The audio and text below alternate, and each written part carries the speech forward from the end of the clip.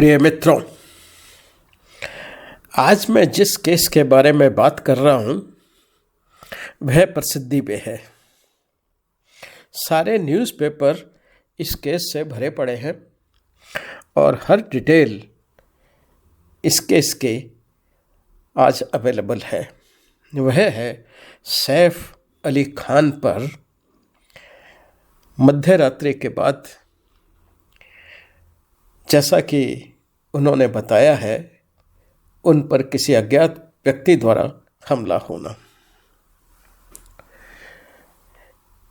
जैसे ही यह घटना या दुर्घटना हुई तो बहुत से लोगों ने अपना बयान देना शुरू कर दिया।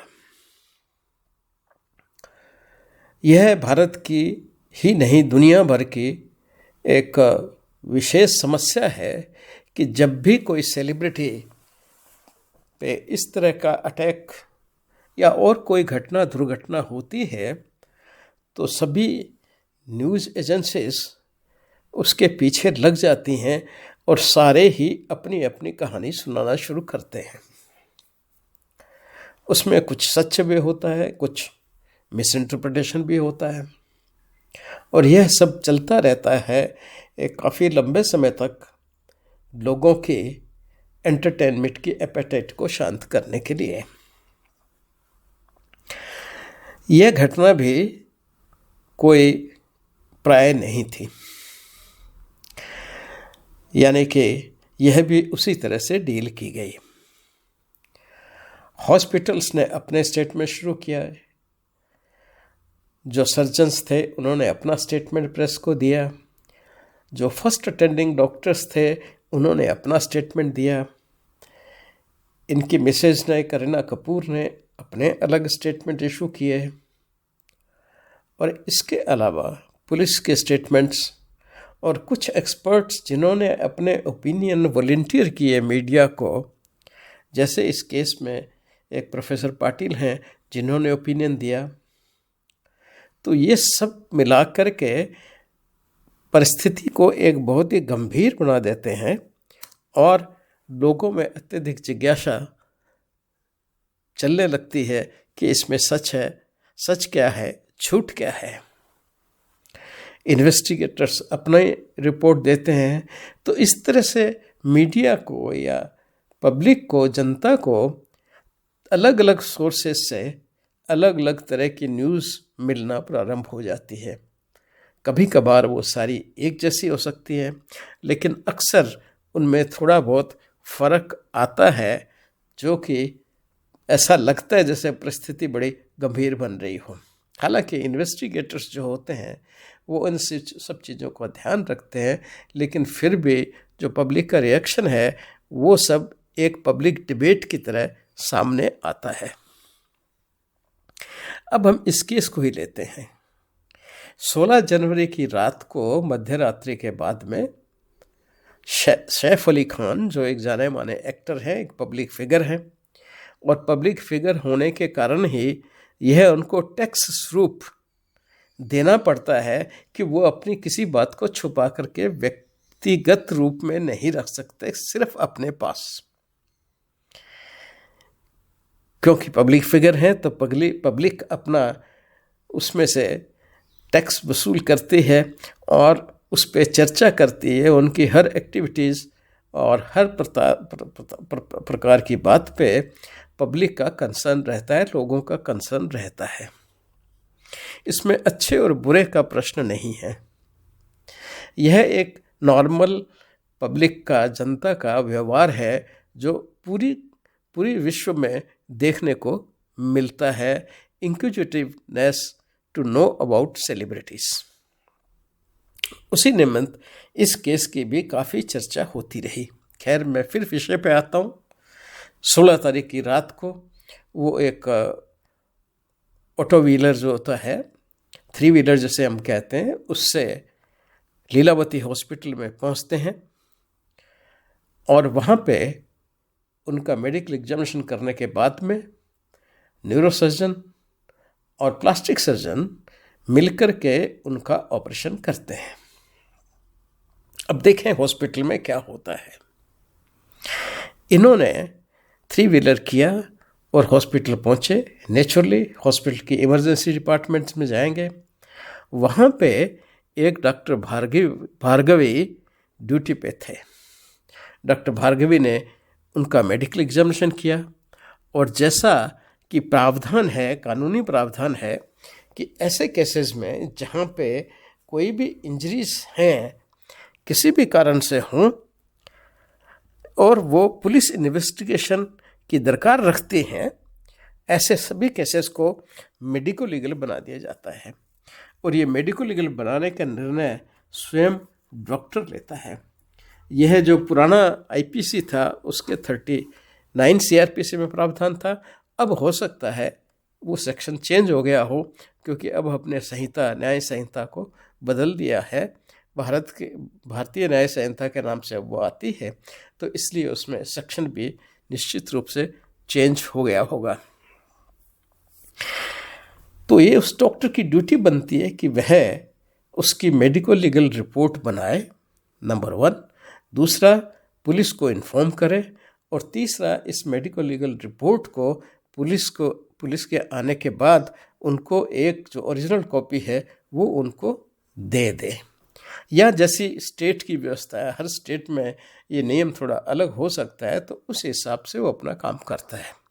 तो यहाँ पे डॉक्टर भार्गवी ने, जो कि इमरजेंसी डिपार्टमेंट में थे, उन्होंने एमएलसी बनाई, मेडिको लीगल रिपोर्ट बनाई, जो यहाँ पे आप देख सकते हैं। इस मेडिको लीगल रिपोर्ट में उन्होंने उन पर 5 तरह के वुंड लिखे और लगभग 4:11 AM के समय पर उन्होंने यह रिपोर्ट लिखी। उसमें पहला वुंड था लेफ्ट साइड ऑफ बैक, जो 5x1 सेंटीमीटर की 0.5 5 नहीं 0.5 सेंटीमीटर इंटू 1 सेंटीमीटर की साइज का था। उन्होंने लेसरेशन लिखा है। दूसरा भी उन्होंने लेसरेशन लिखा, और ये था over lateral aspect of wrist, और इसकी साइज थी 15x10 सेंटीमीटर।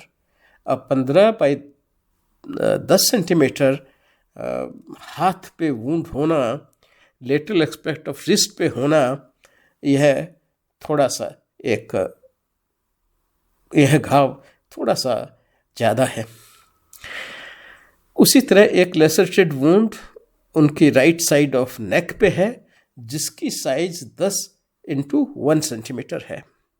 और इसी तरह एक लेसरेटेड वुंड जो है वो उनके लेफ्ट शोल्डर पे है, जिसकी साइज 3 से 3x5 सेंटीमीटर करीब है।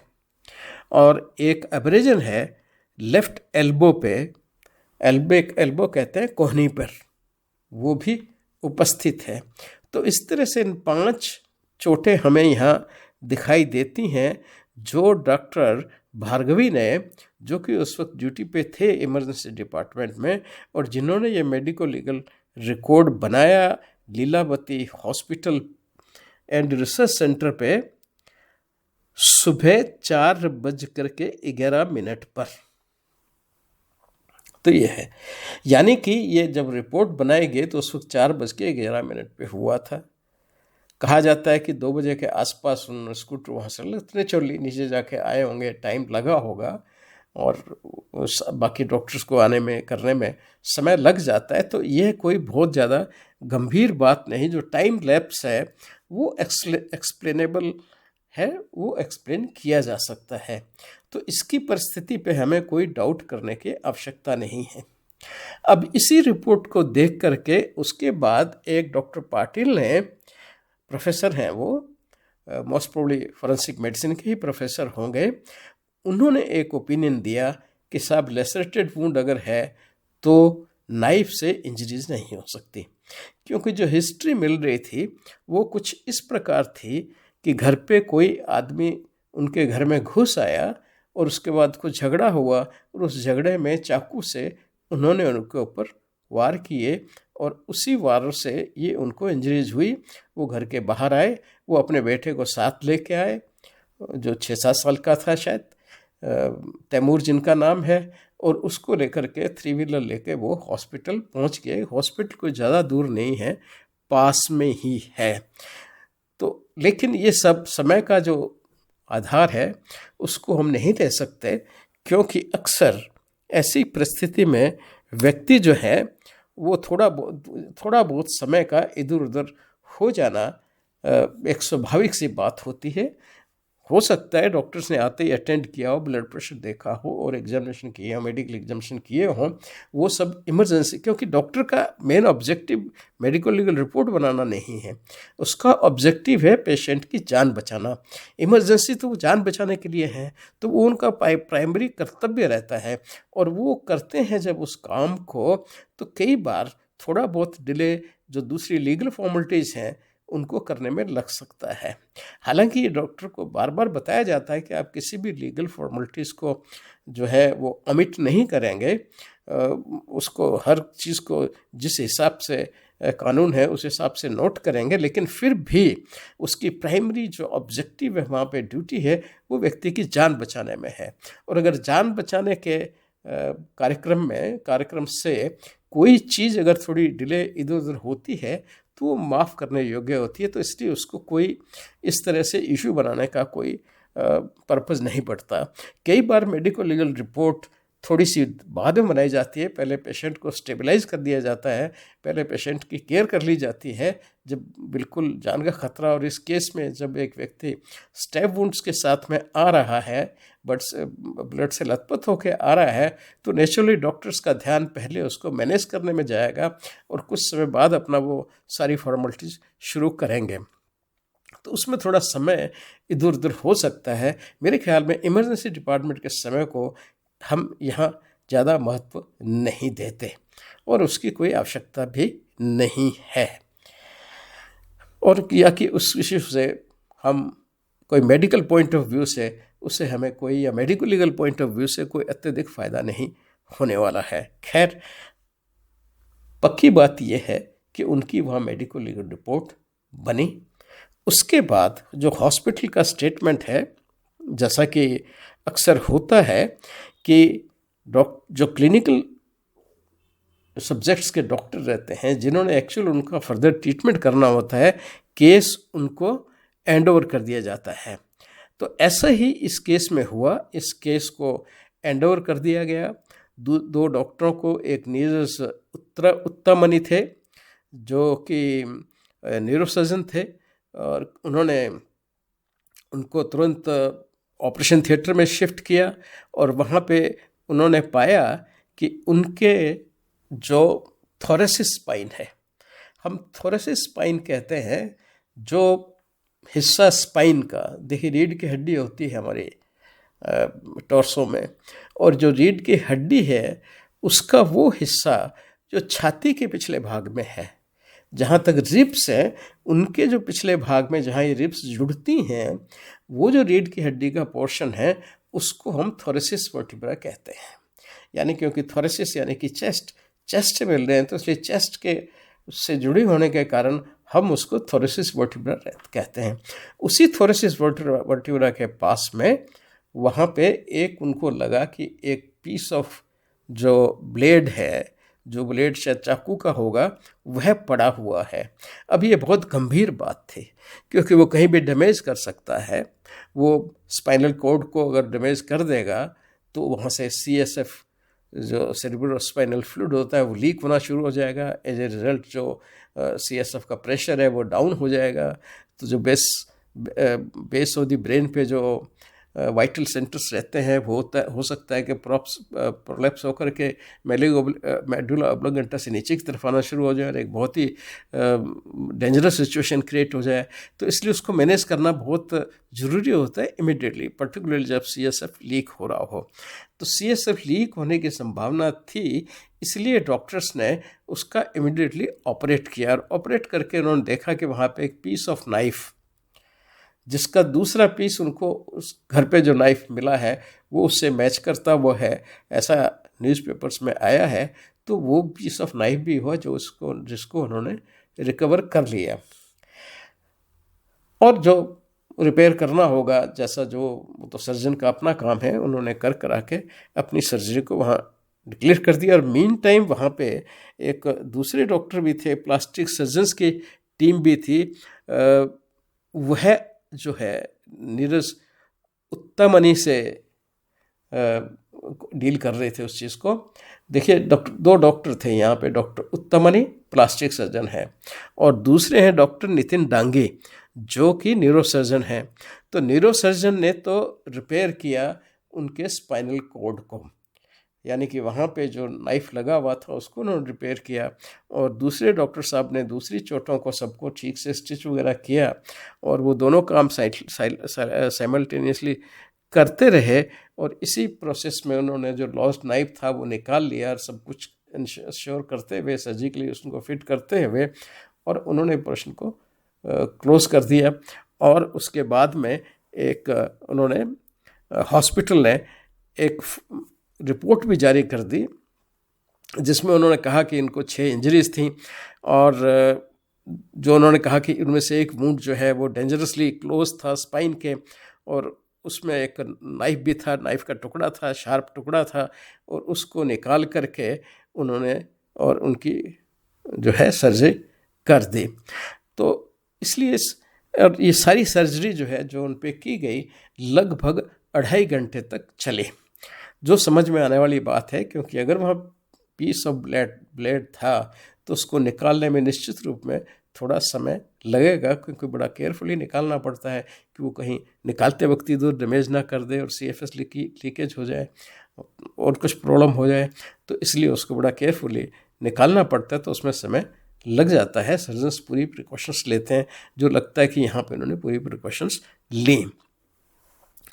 इसके बाद जो है करीना कपूर जो है वो भी अपना एक स्टेटमेंट इशू कर देती हैं, और उन्होंने कहा कि साहब जो सैफ अली खान साहब हैं वो हॉस्पिटल में एडमिट हुए, और उन पे सर्जिकल ऑपरेशंस वगैरह जो भी होने थे वो हो चुके हैं, और हम मीडिया से रिक्वेस्ट करते हैं कि ज़्यादा इसमें स्पेकुलेशन न करें, क्योंकि ये काम पुलिस का है और वो पुलिस को इसका इन्वेस्टिगेशन कर दिया जाए, वो ज़्यादा इंटरफेयर न करे। ये समझ में आने वाली बात है कि कोई भी पति पत्नी या जो भी अफेक्टेड पर्सन का रिलेशंस होते हैं वो अक्सर अननेसेसरी ऐसी बातों से बचना चाहते हैं, और ख़ास करके जब आप पब्लिक फिगर हैं तो नेचुरली आप नहीं चाहते कि आप व्यक्तिगत जीवन में कोई इंटरफेयर करें।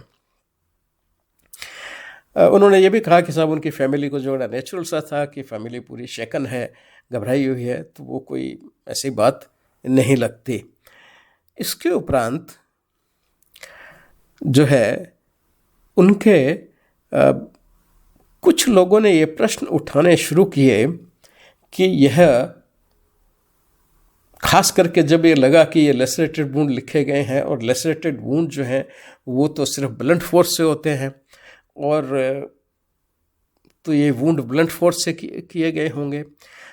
अब ये यहाँ पे इसका एक्सप्लेनेशन ये है कि मोस्ट प्रोबेबली जो डॉक्टर वहाँ पे अटेंड कर रहे थे, अक्सर जो डॉक्टर फर्स्ट अटेंड करते हैं आजकल, हमारे टाइम में तो जो फॉरेंसिक एक्सपर्ट्स रहते थे या फॉरेंसिक के रेजिडेंट रहते हैं वो पोस्टेड होते हैं, तो वो इस बात को जानते हैं कि फॉरेंसिक ये लेसरेटेड वुंड क्या है और इंसाइज्ड वुंड क्या है। इंसाइज्ड वुंड हम उसको कहते हैं जो शार्प वेपन से प्रोड्यूस होता है, और लेसरेटेड वुंड उसको कहते हैं जो ब्लंट फोर्स से। तो वो तो इस बात में माहिर होते हैं दोनों को डिफ्रेंशिएट करने के लिए, और डिफ्रेंशिएट करके वो लिख देते हैं। लेकिन जो नए डॉक्टर रहते हैं और जो जिनकी फॉरेंसिक मेडिसिन में कोई ज़्यादा ट्रेनिंग नहीं है, जनरल डॉक्टर हैं या फिर स्पेशलिस्ट डॉक्टर्स हैं, उनको ये सब इंटीग्रिटीज़ इतनी ज़्यादा पता नहीं होती, इसलिए अक्सर वो मिस्टेक कर जाते हैं। और ख़ास करके यहाँ जो जगह मेंशन की गई हैं उन जगहों पर एक इंसाइज्ड वुंड भी लेसरेटेड वुंड की तरह दिख सकता है, यानी कि लेसरेटेड वुंड जो कि ब्लंट फोर्स से होता है और इंसाइज्ड वुंड जो कि शार्प वेपन से होता है, दोनों में थोड़ा सा डिफ्रेंशिएट करने में दिक्कत आ सकती है। और शायद वैसा ही यहाँ पे हुआ होगा कि वो मिस इंटरप्रेट हो गए होंगे लेसरेटेड वुंड, और उसको बड़ा आसानी से उसका समाधान किया जा सकता है। उनके फ़ोटोग्राफ्स वगैरह अवेलेबल होंगे, मेरा ख्याल है कि डॉक्टर्स वगैरह लिए होंगे, तो अगर वो फ़ोटोग्राफ्स वगैरह अवेलेबल हैं तो उसको रिकंसाइल किया जा सकता है। या सर्जन और साथ में प्लास्टिक सर्जन और जिन सर्जन उनका न्यूरोसर्जन जो हैं, यानी कि दोनों जो टीम्स थी वो साथ बैठ करके साथ में किसी एक फॉरेंसिक एक्सपर्ट को इन्वॉल्व करके उसका एक फाइनल ओपिनियन बनाया जा सकता है कि वो इंसाइज्ड वुंड थी या शार्प या फिर ब्लंट फोर्स से हुई थी। यानी कि ब्लंट या शार्प वेपन का निर्णय इस प्रकार बैठ के सुलझाया जा सकता है। ये कोई इतना ज़्यादा डिफ़िकल्ट काम नहीं है। इसमें मेन दिक्कत जो आ रही है वो ये आ रही है कि कहीं ऐसा लगता है लोगों को कि जैसे कुछ कोई छिपाने की कोशिश कर रहा है, किसी फैक्ट को छिपाने की कोशिश कर रहा है। और इस तरह से इसलिए इन्वेस्टिगेटिंग मीडिया जो होता है वो इसमें काफ़ी, जिसको येलो जर्नलिज्म भी किसी ज़माने में कहा जाता था, वो काफ़ी इस केस में एक्टिव हो गया और वो इधर उधर से सारे ओपिनियंस लेकर के और पब्लिक को फीड कर रहे हैं। पब्लिक भी उसको एंजॉय कर रही है, पढ़ रही है और अपने अपने ओपिनियन से या चर्चा के विषयों में इसका जिक्र करते हैं। लेकिन साइंटिफिक रूप से ये कोई ज़्यादा डिफ़िकल्ट केस नहीं है, इसका बड़ी आसानी से हो सकता है। कुछ लोगों ने कहा है कि ये मोर देन थेफ्ट है, कोई चोरी करने नहीं आया, कोई बाहर का इंट्रूडर इस तरह से नहीं आया, कुछ आपस में विद इन फैमिली हुआ है, तो उसकी संभावनाएं एक ही लग सकती हैं, वैसे कम लगती हैं, खास करके जब फलक्रम जो है नाइफ का वो रिकवर होता है स्पाइनल कॉर्ड के पास से।